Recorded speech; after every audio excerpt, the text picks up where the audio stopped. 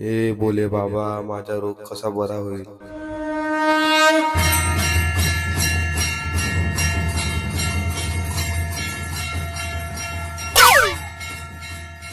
इथं बाबा काय करतोय? ओम नमः शिवाय. ओम बाबा, नमः तुम्ही इथं काय करताय? शिवाय. जय बोले. बेटा, मी ही वाट बघतोय. ही नदी केव्हा चुकणार आणि मी त्या बाजूला कसा जाणार? हे तर शक्यच नाही. मग मी तेच तर लोकांना समजवतोय की केवढे मोठं संकट येऊ त्याला तोड द्या. जगात 10% लोक उपाशी आहेत आणि 5% लोकांना तर रोग आहे, तरी ते जगतायत ना.